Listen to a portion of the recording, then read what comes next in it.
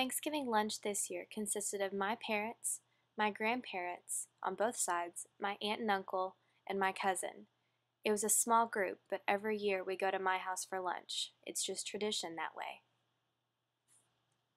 My house is usually the center of our family gatherings.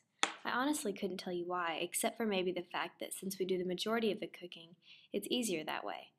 My family has always prepared meals from scratch. We have amazing cooks in our family, so I was basically raised in the kitchen. We have amazing side dishes, all homemade, with the exception of the rolls and store-bought honey ham. Even though my only 9 people sat down for lunch, we have to have a great big menu because everyone has their favorites. It's impossible to narrow down the choices because my mom and I definitely don't want to disappoint the family. We started cooking the night I got home from college. My mom and I love to cook together. Her and my grandma set up the table, and I just start to work on making those pies. Every year, my mom puts me in charge of making most of the desserts. It's my passion to cook. I love being in the kitchen and being involved. My dad, however, he loves to come in and sample some of my pie making. I usually try to get him out of the kitchen, but it never really works. Thanksgiving morning started off smoothly. Compared to last year where my dog got on top of the table and ate our pies, this year we did pretty well. My mom always wakes up earlier and puts in the turkey, and I wake up and put in the casseroles that we made the day before. Usually people come over around 12:30 and everything's hot and ready. As I was fixing my Papa Kyle's favorite coconut cream pie, my mom gets a call from my grandmother. She says to turn off the ovens and to head straight over to their house. I couldn't tell how serious the situation was until I got there to see the police cars and the EMS. By the time we walked in the door, my grandfather had already passed away. He was 71 years old, with zero indication of being sick or had any problems that we knew of. We knew he had heart problems back in '88, but that was before I was even born. I wasn't ready to walk in the door and know that he was gone. It didn't make sense to me. He had played golf the past 3 afternoons. That morning he woke up with the same routine like he always did.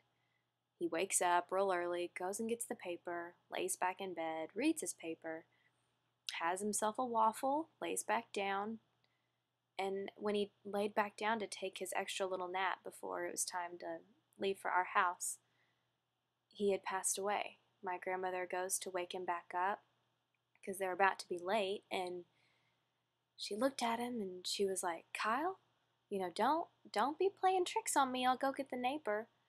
But she lifted up his lifeless arm and knew right then that he was already gone.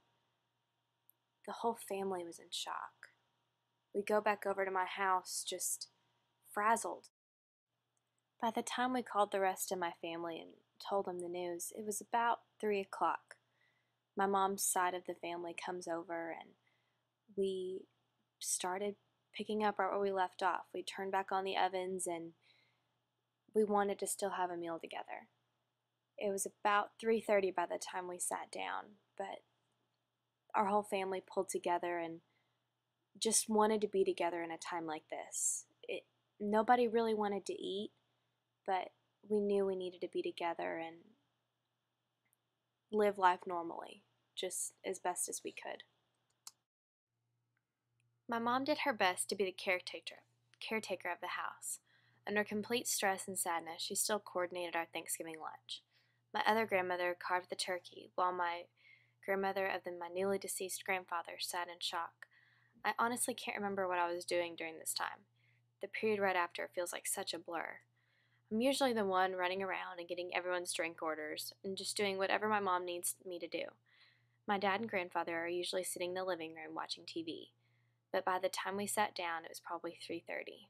My dad was devastated and couldn't even come to the table. We all sat down and just stared at my grandfather's empty chair.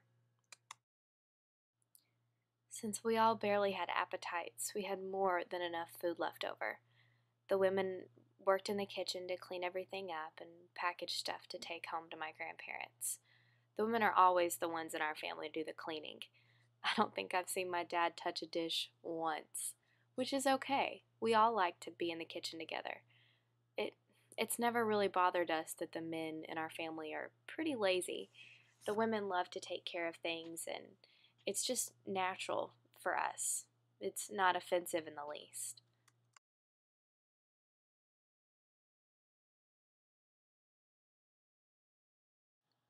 After lunch, we had family and close friends from all over Lubbock come to my house to see my Moma and hug our family. We sat around, ate dessert, and watched football, tried to remain as normal as possible. It was our job as a family to lift one another up. There were moments of sadness, followed by moments of funny stories about my papa. It was still such a shock that for some of us it took a while for reality to sink in. Our house was the center of action for the next few days. People were over until around 11 Thursday night, just sitting with my grandmother and crying to her.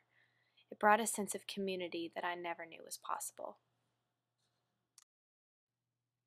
For 3 nights straight, we had meals brought over from a variety of people. The first night, we had frozen casseroles, brisket, steaks, and sandwiches brought over. It was a Church of Christ potluck at its finest.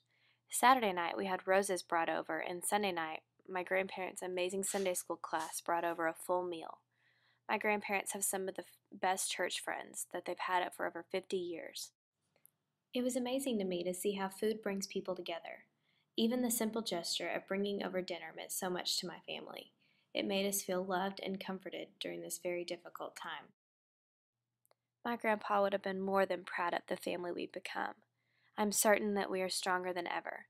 The fact that we still sat down and shared Thanksgiving right after he died still amazes me. During difficult times like this, it's better to be in community and fellowship with one another. It's too difficult to deal with this kind of grief on your own.